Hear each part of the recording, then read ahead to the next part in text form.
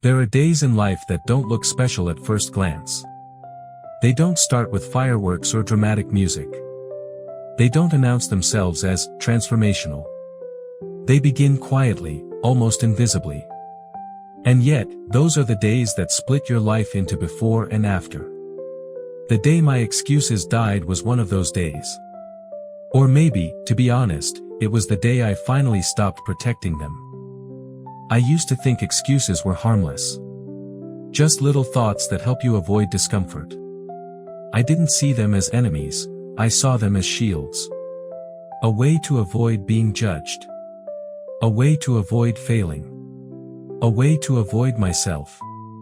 People assume procrastination is laziness, but that's the biggest lie society tells. Procrastination is fear wearing a calm, reasonable face. It says, you're not ready yet. Just wait a little. Tomorrow will be better. And I believed those lies so consistently that they became my personality. I used to wait for the right moment, the way some people wait for miracles. I thought timing mattered more than action. I thought motivation was something you needed before you could begin. I thought readiness was a gift life would hand me when it felt I deserved it. You can already guess how that turned out. Nothing happened. Nothing ever changes when you depend on life to move first. I remember being a kid who dreamed loudly. A kid who believed he would do great things, just not now. Later. After school. After exams. After holidays. After college. After I figured myself out. Every stage of life had an excuse waiting for me like a pre-written script. And I read it with perfect obedience. One of the small stories I rarely tell is this: when I was 12, I wanted to learn the guitar. I begged my parents to buy one, watched videos of rock musicians, imagined myself performing in front of crowds. But once the guitar arrived, I played it for one day, realized my fingers hurt, and told myself I'd practice tomorrow. That tomorrow never came. For years, the guitar stood in the corner of my room like a monument to my unfinished intentions. You want to know the painful part? I still can't play. And every time I see someone perform beautifully, there's still a tiny whisper inside me that says, that could have been you, but you waited. Life punishes those who wait. Sometimes gently. Sometimes cruelly. Growing up, I convinced myself that people who succeed were born different. More disciplined. More confident. More talented. I didn't realize the real difference was simple: they did the thing. I prepared to start. They started. That's it. No philosophy more complicated than that. The truth is, waiting became my identity. I was the thoughtful one, the overthinker, the guy with potential. Potential, that cursed word. Society praises it because it sounds positive, but potential is the prettiest form of failure. It means you could have done it, but you didn't. It means the version of you that exists in your imagination is far more impressive than the one who wakes up in the morning. I don't know when exactly my excuses grew into such a heavy chain, but I do know the moment I noticed the weight. It was a quiet evening when my father walked into my room carrying something I'd never seen before, an old notebook with worn, yellow pages. He opened it and placed it in front of me.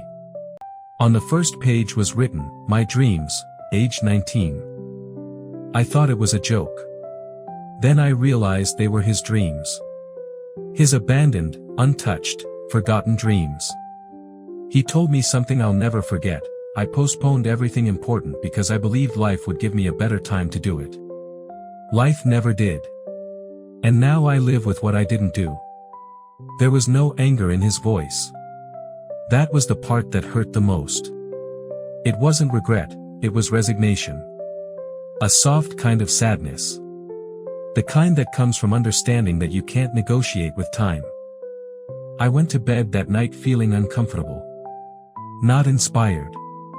Not motivated. Just uncomfortable. The truth has that effect. It's not uplifting at first, it's destabilizing.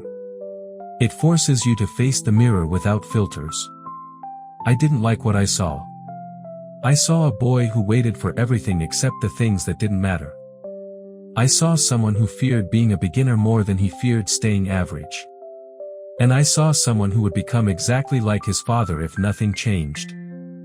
The next morning, nothing magical happened. I didn't jump out of bed ready to conquer the world. That's not how change works. What did happen was quieter. I stopped accepting my own excuses as facts. For the first time, I challenged them. When my mind said, "You're too tired," I asked, "Really? Or just scared?" When it said, "Tomorrow," I answered, "You've said that for 10 years." When it said, "You're not ready," I asked, "So when will I be?" Excuses don't survive under questioning. They're fragile when exposed to honesty. Along the way, I learned some truths, hard ones, but necessary. First, you don't need motivation to start. Motivation is a consequence of action, not a prerequisite. We think we need to feel good to act, but humans are not machines powered by enthusiasm. We are powered by momentum, and momentum begins with doing the smallest possible step. Second, being ready is a myth. No one is ready. Everyone starts before they know how. If you wait for readiness, you wait forever. Readiness is built through action, not before it. Third, your excuses don't sound like lies because they're tailored to your weaknesses. My mind didn't tell me, "Don't do it." It told me sweet things like, "Take care of yourself today," or "You deserve rest." Excuses disguise themselves as kindness. But real kindness is discipline. Real kindness is protecting your future self. Fourth, time doesn't take your life away, it gives you opportunities to waste it. The more time we think we have, the more recklessly we spend it. Fifth, nothing changes until your identity changes. You can force discipline for a few days, but unless you see yourself as someone who takes action, you always go back to waiting. Identity is destiny disguised as personality. There were days I still slipped back into old patterns. Days when the boy who waited tried to take control again. But every time he whispered excuses, I remembered the notebook. I remembered the pages of a life never lived. I refused to become another story of what could have been. Over time, something unexpected happened. I became allergic to excuses. Not just mine, everyone's. I could hear them from miles away. I don't have time. I'm too tired. I don't know how. I'll start when things calm down. These aren't reasons. They're confessions of fear. I'm not saying you need to grind every day or hustle yourself into burnout. That's not wisdom, that's insecurity wearing ambition as a costume. What I'm saying is simpler, life is painfully short, and waiting is the fastest way to make it feel even shorter. If you want a practical life hack, here's the only one that ever mattered to me: do the smallest possible version of the thing you're avoiding. Not the whole workout, just 5 minutes. Not the whole project, just open the document. Not the whole conversation, just send the first message. Action shrinks fear. Inaction feeds it.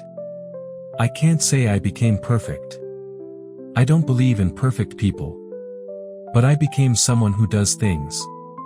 Someone who doesn't worship the illusion of tomorrow. Someone who understands that excuses feel safe but cost you your entire life in slow motion. The boy who always waited didn't disappear in a glorious blaze of motivation. He died quietly the day I realized something brutally simple: if you don't fight your excuses, you become them. And that is a fate I refuse to live. That was the day my excuses died. And that was the day I finally started living.